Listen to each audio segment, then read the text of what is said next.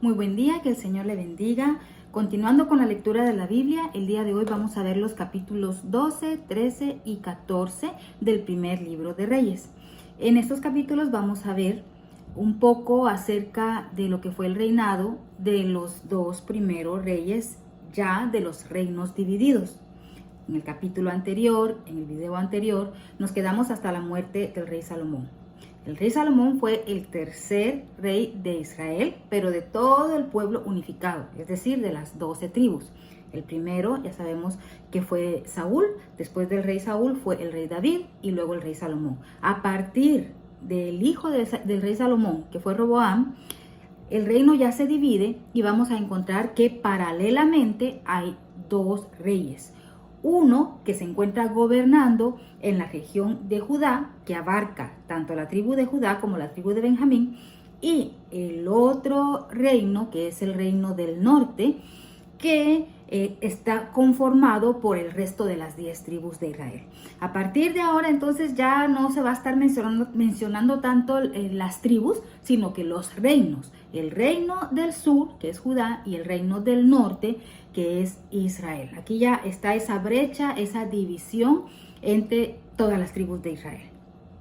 Bueno, el capítulo 12 nos comienza contando que Roboam, el hijo del rey Salomón, que heredó el trono, se va a Siquem porque todo Israel había venido a Siquem para hacerle rey. Y aconteció que cuando lo oyó Jeroboam, hijo de Nabat, que aún estaba en Egipto, a donde había huido delante del rey Salomón y habitaba en Egipto, enviaron a llamarle. Vino pues Jeroboam y toda la congregación de Israel y hablaron a Roboam diciendo. Bueno, aquí ya vemos los dos primeros líderes. Uno es Roboam, el hijo de Salomón, que está siendo ya confirmado como el siguiente rey de Israel. Hasta ese momento, supuestamente, él iba a ser el sucesor de Salomón. Pero ¿qué sucede? Según vimos ya en la profecía, en los capítulos anteriores que Dios le da a Jeroboam, Dios mismo le iba a entregar a él 10 tribus. Bueno, cuando él se entera de que ya Salomón había muerto, porque Salomón lo quería matar, recuerde. Entonces lo mandan a traer, porque él era prácticamente un líder del pueblo, ¿no? Lo mandan a traer y ya cuando está el nuevo rey, que es Roboam, Jeroboam habla con él en nombre de todo el pueblo y le dice, bueno, ahora que tu padre ya falleció, queremos pedirte que por favor nos bajes los impuestos. Según aquí se entiende, durante todo el reinado de Salomón, él afligió mucho al pueblo cobrándole altos impuestos. ¿Y todo esto para qué? Para que él tuviera suficiente capital, suficiente dinero, suficientes recursos para seguir con sus construcciones y para seguir también manteniendo a todas las mujeres que tenía y seguir comerciando y haciendo todo lo que él hacía. Bueno, aquí hay una parte que recordemos que ya en los últimos días el rey Salomón pues ya su corazón estaba alejado de Dios, entonces hasta cierta manera había oprimido al pueblo, ¿no? En su afán de seguir con sus construcciones y de sus deseos, ya no de Dios, sino de él mismo, ¿no? Bueno, el punto es que ya el pueblo estaba cansado, entonces dijeron, vamos, ahora que está su hijo, digámosle pues que por favor nos baje los impuestos. Entonces, ¿qué hace el nuevo rey, no? Roboam. Pues primero nos dice aquí la escritura que consulta con los ancianos, los que habían servido también a su padre, a Salomón. Eso está en el versículo 6. Entonces el rey Roboam pidió consejo de los ancianos. ¿Qué consejo le dan ellos? Mira, si tú quieres ganarte a tu pueblo, ahora que tú eres el sucesor, pues deberías hacerlo, baja los impuestos, sobre todo porque ya las construcciones habían terminado, principalmente la de la casa de Dios, el templo de Dios ya había terminado. Recordemos que tardó 7 años en construirlo y 13 años en construir su casa, o fue al revés, déjeme confirmar. Tardó 7 años, sí, en construir el templo o la casa de Jehová, y otros 13 años en construir su propia casa, la casa real, y de ahí siguió construyendo muchas cosas. Entonces, a este punto ya Israel se encontraba en una época de prosperidad, tenían poder, riquezas, entonces ya no era necesaria tanta carga impositiva. Así que lo hubiera podido hacer, ¿no? O sea, solo mantener un nivel de impuestos necesario para seguir con el reinado. Pero ¿qué pasa? No le hace caso al consejo de los ancianos.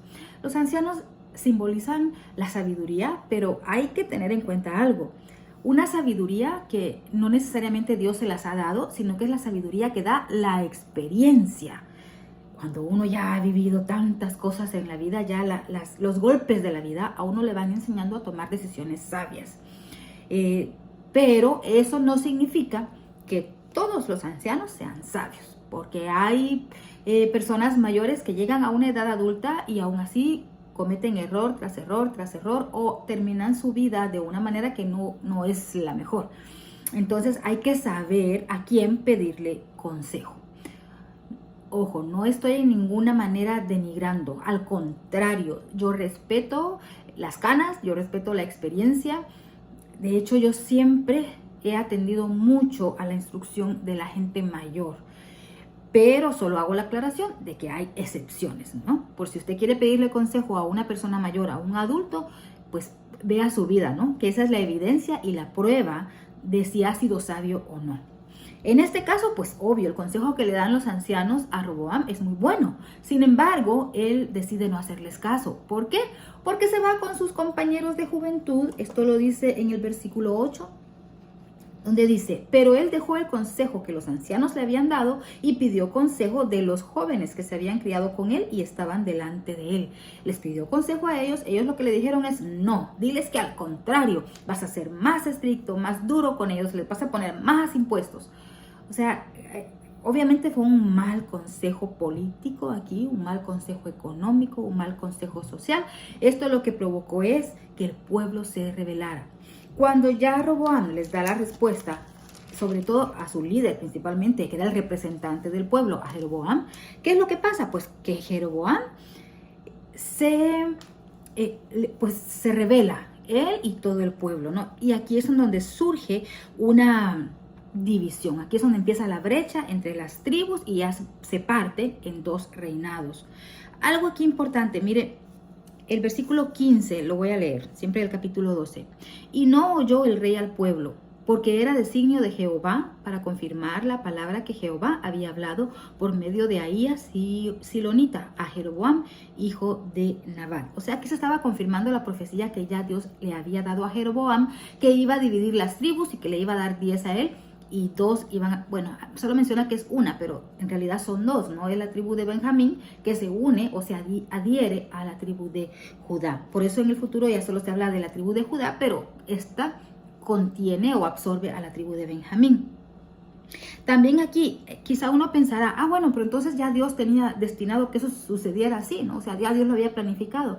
Hay algo importante aquí, que es que Dios tiene una voluntad permisiva, Él permite que pasen las cosas, Él no se mete, para eso tenemos libre albedrío, pero también como Dios conoce todo, ¿no? Dios es el Dios del futuro, Él ya sabe anticipadamente lo que va a suceder. Dios ya conocía el corazón de Roboam, entonces no es que Dios le indujera a él a hacer el mal, sino que ya el mal estaba dentro de Roboam.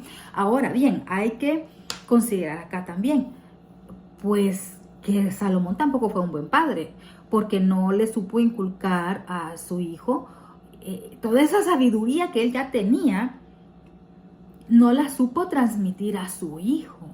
Y mire qué importante, yo ya lo he mencionado en otras ocasiones, que como padres tratemos de pasar ese legado de todo lo bueno a nuestros hijos y evitemos que ellos cometan los mismos errores que nosotros. Pero aquí es una prueba de que Roboam pues no le copió nada a la sabiduría de Salomón, no aprendió nada en el tiempo, en los 41 años de vida que tenía, no aprendió, no aprendió cómo reinar sobre un pueblo, cómo gobernar, cómo ser un buen político, cómo ser un buen rey, cómo servir a Dios. O sea, lo principal, Salomón pues no se lo enseñó. Por supuesto, ya vimos que los últimos días de Salomón él estuvo ocupado en sus cosas, ¿no? Así que, bueno. Bien, vamos a regresar acá entonces.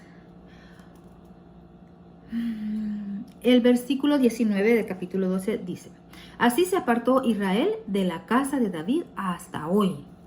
¿Por qué es importante esto? Bueno, vamos a avanzar un poco en la historia, en los años, y vamos a llegar a ese pasaje tan famoso de la vida de Jesús, cuando habla con la samaritana y ese diálogo que tienen. Y usted recordará que la samaritana le dice a Jesús, o sea, ¿por qué me pides agua a mí? ¿Por qué me hablas?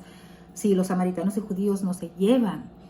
Entonces, ¿por qué no se llevaban? Mire, estoy hablando de ya de cientos de años que transcurren en la historia. Pero ¿por qué no se llevaban? Mire, desde acá empieza esa división. ¿Quién era la samaritana? Era samaritana, significa que era originaria de la ciudad de Samaria. ¿Y qué ciudad era Samaria? Samaria era la capital del reino del norte, que son las 10 tribus que Dios le da a Jeroboam. ¿Por qué los judíos y los samaritanos no se llevaban? Porque los judíos, en este caso, pues la tribu de Judá, se supone que permanece fiel a Jehová. A lo largo de todo el linaje de la descendencia de David, vamos a ver que únicamente hay una dinastía que comienza con David, Salomón, Roboam, y los hijos y los hijos y los hijos y los hijos, y esta genealogía va a llegar hasta Jesucristo. Mientras que el reino del norte, que empieza con Jeroboam, ellos empiezan a mezclarse con las naciones paganas, ellos empiezan a casarse con las mujeres de otras, de otras ciudades, politeístas o paganas, mientras que los judíos siempre hay un remanente. No significa que ellos tampoco lo hagan, ellos se pervierten y también van tras otros dioses y todo eso, pero siempre Dios mantiene un remanente puro de su raza, que solamente se casaban entre ellos. O sea, siempre en el linaje hubo un grupo de personas que se mantuvo fiel a Dios y fiel a lo que Él les había enseñado, ¿no? Que no se mezclaran con otras mujeres, que no siguieran a dioses ajenos, en fin. Entonces, los samaritanos o los del reino del norte, pues se supone que no hicieron esto. Seguramente Dios siempre mantuvo algún grupo de personas fieles dentro de todo su pueblo, pues es que Dios no hace acepción de personas. Y esto lo demuestra cuando al pasar el tiempo, Jesús tiene este encuentro con la mujer samaritana. Jesús no hizo acepción de personas, Dios no hizo acepción de personas. Los mismos judíos y samaritanos crearon esa brecha, esa separación, ese odio entre las dos naciones, entre los dos reinados, que al final de cuentas eran una sola familia. Pero ellos empezaron aquí ya esta división. Cuando dice aquí hasta el día de hoy, si lo traemos ya no solo de Jesús, sino que ya más de 2000 años hasta la actualidad, ese grupo, ese remanente que se mantuvo fiel, vamos a decir entre comillas, porque pues son humanos y también cometieron errores y también se apartaron de Dios y regresaron, ¿no? Pero vamos a ponerlo así entre comillas. Ese grupo de la tribu de Judá que permaneció fiel, es la tribu que conocemos hasta el día de hoy, en la actualidad, ya a finales del año 2021, como los judíos, o como lo que se conoce como la religión judía. Uno le dice los judíos, ¿no? Pero ellos son los que supuestamente se mantenieron fieles y son esas personas, bueno, en mi caso, que yo acá tengo la oportunidad de ver a la comunidad judía, son los que todavía siguen las costumbres del Antiguo Testamento así literal. Son los que se visten de negro, que se dejan acá los colochitos, ¿no? Aquí alrededor, que bueno, siguen las tradiciones como que todavía estuvieran en el Antiguo Testamento, siguen las leyes del Antiguo Testamento. ¿Y qué pasó con el resto de las tribus? Pues el resto de las tribus se mezcló por el mundo. Entonces seguramente por ahí hay un montón de judíos regados por todo el mundo y seguramente todos tenemos sangre de judíos y todos somos hijos de Dios porque todos venimos de Adán y Eva. Pero para que usted entienda que hasta el día de hoy la tribu que aún podemos observar, por así decirlo físicamente, que fue fiel, son los judíos. Por eso es que cuando uno se refiere al pueblo de Dios en la actualidad, uno no dice el reino del sur, uno dice los judíos. ¿De dónde viene judío? Que pertenece a la tribu de Judá. Por eso es que ellos son tan legalistas, tan celosos de su sangre, pues, de su linaje. Bueno, avanzando aquí en la historia, vamos a hablar ahorita un poquito acerca de Jeroboam. Bueno, Bueno, antes de eso, dice el versículo 22, pero vino palabra de Jehová a Semaías, varón de Dios, diciendo, habla a Roboam, hijo de Salomón, rey de Judá, y a toda la casa de Judá y Benjamín. Escucha aquí, la casa de Judá y Benjamín, son dos tribus, pero recuerde, la tribu de Benjamín fue absorbida por la tribu de Judá, que era la principal. Y a los demás del pueblo diciendo, así ha dicho Jehová, no vayáis ni peleéis contra vuestros hermanos los hijos de Israel, volveos cada uno a su casa, porque esto lo he hecho yo. Y estos oyeron la palabra de Dios y volvieron y se fueron conforme a las palabras de Jehová. ¿Por qué? Porque estas dos tribus, la tribu de Judá y de Benjamín, el ejército de ellos se estaba preparando para ir y pelear contra el resto de las tribus, pero Dios no permitió esa guerra, esa matanza, esa tragedia, porque ya Dios había marcado que se iban a separar las tribus. Entonces, aunque fueran y pelearan, lo único que iba a pasar es que se iban a hacer daño, se iban a matar, entonces iba a ser peor la situación y Dios evitó esta pelea entre ellos. Ahora, voy a hablar un poco de Jeroboam y luego regreso con Roboam. Bueno, el pecado de Jeroboam, dice mi Biblia acá, a partir del versículo 25. ¿Qué fue lo que hizo Jeroboam? Bueno, Jeroboam fue puesto como rey del resto de las 10 tribus. ¿Y qué fue lo que él hizo? Para que el pueblo no tuviera que viajar de sus lugares hasta Judá, porque recuerde que allí fue donde se construyó el templo de Jehová y todos se reunían allí para adorar a Dios. Entonces, ¿qué fue lo que hizo? Que mandó a hacer un par de becerros de oro, y esto nos recuerda la historia de Moisés. ¿Cómo se llamaba el hermano de Moisés? Dios amado, se me fue el nombre del hermano de Moisés, el primer sacerdote, Señor bendito. Aarón. Esto recuerda la historia de Aarón, ¿no? Que cuando el pueblo se desesperó porque Moisés estaba arriba hablando con Dios, mientras tanto el pueblo pensó que se había muerto, se descontrolaron. ¿Y qué fue lo que hizo Aarón? Hizo un becerro de oro, pero tuvo consecuencias. Entonces aquí, esta historia la repite Jeroboam. En el versículo 28 dice, y habiendo tenido consejo, hizo el rey 2 becerros de oro y dijo al pueblo, bastante habéis subido a Jerusalén, porque allá era donde iban a adorar, ¿no? Jerusalén era la capital de Judá. He aquí tus dioses, oh Israel, los cuales te hicieron subir de la tierra de Egipto. Mire, que nada que ver lo que él estaba diciendo, ¿no? Estos son tus dioses que te sacaron de Egipto. ¿De dónde? Si fue Dios el que los sacó, el que los liberó. Pero él mandó a hacer esos becerros, 2, los puso en los lugares altos, mandó a hacer también otros altares para que el pueblo no tuviera necesidad de ir hasta el templo de Jerusalén a adorar. También él levantó sus propios sacerdotes, aparte que no eran levitas, y los puso ahí en los lugares altos donde él hizo los altares para que la gente fuera a adorar supuestamente a Dios, pero ahí ya empezó la idolatría a otros dioses. Entonces un profeta de Judá, nos menciona aquí la escritura, amonesta a Jeroboam y le dice, hay una profecía acá en el versículo 2 ya del capítulo 13, dice, he aquí que a la casa de David nacerá un hijo llamado Josías, el cual sacrificará sobre ti a los sacerdotes de los lugares altos que queman sobre ti incienso y sobre ti quemarán huesos de hombres. Esta es una profecía que se cumple más adelante. Vamos a ver que de la misma descendencia de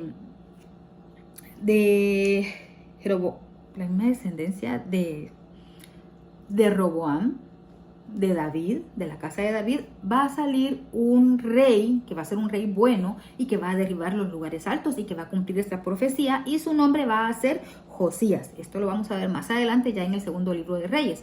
Es decir, que esta profecía se va a cumplir años después. Pero esto significa que entonces todo lo que él está haciendo hoy, las locuras, las maldades, la idolatría que él está propiciando hoy, algún día Dios la va a derribar, a deshacer por medio de este rey llamado Josías.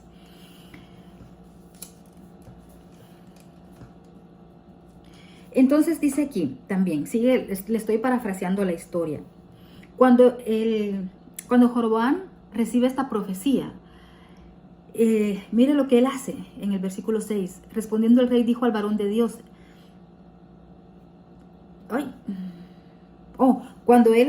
más adelante, cuando el rey, versículo 4, cuando el rey Jeroboam oyó la palabra del varón de Dios que había clamado contra el altar, extendiendo su mano desde el altar de Betel, dijo, prendedle, mas la mano que había extendido contra él se le secó y no la pudo enderezar. Pero más adelante en el versículo 6 dice, entonces respondiendo el rey dijo al varón de Dios, te pido que ruegues ante la presencia de Jehová tu Dios y ores por mí para que mi mano sea restaurada. Y el varón de Dios oró a Jehová y la mano del rey se le restauró y quedó como antes. Mire que, esto ya es el colmo, ¿verdad? Pero a veces así somos nosotros. Encima de que estaba enojado contra el profeta de Dios por lo que le había dicho, por la profecía que le había dicho, y que lo va a mandar a apresar, por eso dijo prenderle. La mano se le seca, y después de esto, él mismo todavía tiene el descaro de pedirle al profeta de Dios que por favor le ore a Dios, que interceda por él y que le sane la mano y que le sea restaurada. Y vemos aquí la bondad de Dios. El profeta le ora a Dios y pues Dios permite que la mano le sea restaurada, sanada. Pero no se arrepintió, viendo en su propia mano, en su propio cuerpo, el milagro que Dios acababa de hacer con él, la misericordia de Dios, pues no se arrepiente y sigue con sus maldades. Es increíble. Incluso más adelante sigue contando acá la historia, que se le enferma uno de sus hijos y ¿qué es lo que él hace? Manda a su esposa disfrazada, que se cubra, que nadie sepa que es la esposa del rey, que es la esposa de Jeroboam. Manda a la esposa con el sacerdote, pero no uno de los que él había puesto, ¿no? Porque esos eran falsos. No, manda a la esposa a que vaya a Silo, a donde está el profeta de Dios, el mismo profeta que fue el profeta Ahías, que fue el que le dio la profecía cuando partió el manto en 12 pedazos y le dio 10 pedazos a él. Ese mismo que años atrás le había dado esta profecía de que Dios lo iba a hacer rey de 10 tribus, a ese mismo profeta es al que manda a buscar por medio de su esposa, porque su hijo estaba enfermo. Entonces manda con el profeta para que interceda por su hijo. Pero ya Dios le había revelado al profeta que iba a ser la esposa de Jeroboam, la que iba a llegar, y le da una respuesta y le dice, mira, cuando tú regreses a tu casa, tu hijo va a fallecer. Y él va a ser el único que va a tener un entierro decente. El resto de los descendientes de Jeroboam le da una profecía de que los que van a morir en el desierto, las aves se los van a comer, los que mueren así en la ciudad, los perros se los van a comer, o sea que no van a tener un entierro digno por cuanto él cometió el gran pecado de seguir a otros dioses, el pecado de la idolatría. Bueno, ya para terminar, acá en el capítulo 14, pues después de que sucede esto, que el niño de él murió, como dijo el profeta, que se cumplió, que cuando la mujer regresara a su casa, entrando ella a las puertas, el niño iba a morir. Continúa aquí la historia en el versículo 18 del capítulo 14. Y lo enterraron y lo endechó todo Israel conforme a la palabra de Jehová, la cual él había hablado por su siervo el profeta Ahías. Los demás hechos de Jeroboam, las guerras que hizo y cómo reinó, todo está escrito en el libro de las historias de los reyes de Israel. Vamos a ver esto, lo estamos viendo acá en el libro de Reyes y también más adelante en el libro de Crónicas. El tiempo que reinó Jeroboam fue de 22 años, y habiendo dormido con sus padres, reinó en su lugar Nadab, su hijo. Vamos a ver que después de Nadab surge otro rey que no es descendiente de Nadab. Es decir que en el reino del norte van a haber varias dinastías. Esto significa que no es solamente Jeroboam y que todos sus hijos de sus hijos de sus hijos son reyes. No. En el caso del reino del norte hay varias dinastías, hay varios reyes. Mientras que en el reino del sur, que es el pueblo de Judá, la nación de Judá, en la capital de Jerusalén, solo es una dinastía que empieza desde el rey David, Salomón, Roboam, y hijo, y el hijo, y el hijo, y el hijo, y así sucesivamente, hasta que pues ya son llevados esclavos y ya desaparecen los reinos. Ahora regresamos a Roboam. Recuerde que acá hemos estado hablando de Jeroboam, el que Dios le dijo que iba a reinar sobre 10 de las tribus, y él es el que se separa y funda el reino del norte. Pero ahora vamos a regresar con Roboam, el hijo de Salomón, ese que se portó bien mal, el que no quiso bajar los impuestos. Vamos a regresar con él y a ver su vida y su muerte, ¿no? Hasta aquí vamos a llegar en el versículo 14 y ya en el siguiente video vamos a seguir viendo el resto de los reyes, de los dos reinos. Bueno, reinado de Roboam. Dice el versículo 21 del capítulo 14. Roboam, hijo de Salomón, reinó en Judá. De 41 años era Roboam cuando comenzó a reinar. Y 17 años reinó en Jerusalén, ciudad de Jehová. Eligió de todas las tribus de Israel, a reinar. Y 17 años reinó en Jerusalén, ciudad que Jehová eligió de todas las tribus de Israel para poner allí su nombre. Esa fue la tribu que Dios escogió. Recuerde que en Jerusalén fue donde Dios escogió que ahí iba a ser su templo y que ahí fue donde hace el pacto también con David, que su nombre va a permanecer y que va a haber un reinado que no tendrá fin, que esto se viene a cumplir más adelante con Jesucristo. Aquí menciona que el nombre de la madre de Naama, el nombre de la madre de Roboam es Naama Amonita. O sea, aquí nos está aclarando que no es la esposa de Salomón, que es la egipcia, la hija del faraón. Entonces nos aclara acá que el nombre de ella es Naama y que es de origen amonita. Algo aquí importante, dice que Roboam era de 41 años cuando empezó a reinar. Esto significa que cuando Salomón empezó a reinar, él tenía 1 año. Entonces, esto quiere decir que Salomón había tenido a su hijo en plena juventud, pues antes de que él empezara ya como rey de Israel. Y Judá hizo lo malo, mira aquí también, es que él también hizo lo malo, pues él también se aparta, es lo que les comentaba hace un rato. Ellos también se apartaron, pero siempre hubo un remanente fiel, que es ese remanente fiel, es el que al día de hoy permite que todavía exista la tribu de Judá. Mire cómo Dios fue fiel a su palabra, que el reinado de David pues no desapareció. O sea, ahí está la prueba viviente y evidente que el reinado de David permanece hasta el día de hoy, física y espiritualmente, porque espiritualmente sigue viviendo a través de Jesucristo, que pues viene del linaje de David, y físicamente porque todavía podemos ver al pueblo judío, todavía está, y su nombre es los judíos, ¿no? ¿De dónde? De Judá. Bueno, pues dice el versículo 22 del capítulo 14, y Judá hizo lo malo ante los ojos de Jehová, y le enojaron más que todo lo que sus padres habían hecho en sus pecados que cometieron. O sea, ¿sus padres quiénes? Se refiere a Salomón y también se refiere al abuelo, a David.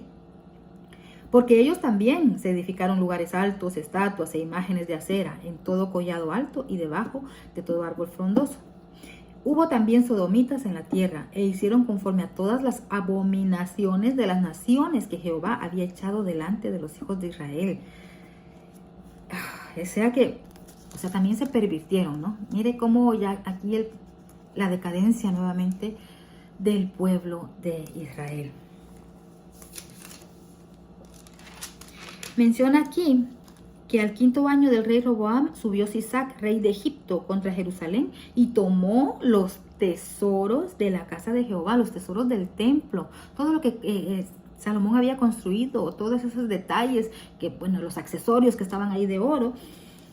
Dice que saqueó, este rey de Israel, saqueó los tesoros de la casa de Jehová y también los tesoros de la casa real. También se llevó todos los escudos de oro que Salomón había hecho. Mire qué tremendo, ¿no? Aquí ya también el reino empieza a decaer en lo económico. Ya en lo moral, pues ya estaban todos perdidos, los dos reinos. Y también en lo económico vemos que ya cómo empiezan los enemigos a invadirlos. Y toda esa riqueza y toda esa prosperidad que había empezado desde David, luego con Salomón, empieza a desaparecer. Los demás hechos de Roboam y todo lo que hizo no está escrito en las crónicas de los reyes de Judá, o sea, en este libro que estamos viendo, y también en crónicas vamos a ver esto. Y hubo guerra entre Roboam y Jeroboam todos los días, o sea, hasta se confunden los nombres, ¿no? Se parecen, Roboam y Jeroboam. Hubo guerra entre ellos todos los días que ellos vivieron. Hubo guerra entre el reino del norte y el reino del sur. Y durmió Roboam con sus padres, o sea, murió, y fue sepultado con sus padres en la ciudad de David. El nombre de su madre fue Naama Amonita, nuevamente lo recalca. Y reinó en su lugar Abiam, su hijo. Bueno, hasta aquí ya vimos los dos primeros reyes que gobernaron ya en los reinos divididos. En el reino del norte, Jeroboam, en el reino del sur, Roboam. Y ya vemos cómo ellos vivieron, cómo se apartaron de Dios, y ya vimos su muerte, y ya hasta aquí nos vamos a quedar. Ya en el siguiente video, a partir del capítulo 15, pues ya vamos a ver los siguientes reyes que gobernaron en los dos reinos divididos. Gracias por acompañarme, espero darme a entender, espero que usted también lea, analice. Es muy interesante esta historia y a veces es un poco confuso porque tantos reyes que hubo, ¿no? Pero recuerde que estamos leyendo los libros históricos. Estos libros históricos pareciera que son como que un tanto así desesperantes, que no hay tanta emoción, tanta acción, pero créame que no. Hay perlas escondidas, tesoros aquí que Dios nos revela a través de su palabra, lecciones de gran valor que Dios nos enseña en cada pasaje de la Biblia. Vamos a continuar en el siguiente video con el resto de los capítulos, con los demás reyes de Israel, y creo que hasta el final ya del segundo libro de Reyes, creo que es lo mejor, o si no yo voy a ir viendo en cuál video les voy a presentar pues como una tabla o un listado de todos los reyes que gobernaron a los dos reinos, ¿no? Al reino del norte, al reino del sur. En total fueron 40 reyes, 20 en el reino del sur, 20 en el reino del norte. Cada quien reinando pues de cierta manera paralelamente. Y hasta que llega el momento en que son llevados cautivos. Primero se llevaron cautivos a los del reino del norte, a ellos se los llevaron los asirios, y después al final todavía el reino del sur, que es el reino de Judá, permanece hasta que también es llevado cautivo por los babilonios. Esta tabla se la voy a presentar cuando avancemos en la lectura, yo creo que sí, en el segundo libro de Reyes, para que veamos. No es que uno tenga que memorizar los nombres, pero hay algunos reyes que sí resaltaron, algunos reyes que fueron buenos, otros que fueron extremadamente malos. Algo sí importante para tener presente: todos los reyes que gobernaron en el reino del norte, es decir, en el reino de Israel, cuya capital es Samaria, todos fueron malos. Todos hicieron lo malo delante de Jehová. Mientras que en el reino del sur, que es el reino de Judá, cuya capital es Jerusalén, hubieron reyes malos, pero también hubieron reyes buenos. Otra cosa importante que vamos a ver en los demás capítulos es la historia del profeta Elías, que va a aparecer aquí en la historia y que pues tiene unas historias impactantes. Así que continuamos leyendo la Biblia. Gracias por acompañarme en este proceso. Espero estarles siendo útil, espero estarme dando a entender, y espero que el Señor les siga dando este deseo y ese anhelo de su corazón de aprender más de su palabra. Que Dios le bendiga y que tenga un excelente día.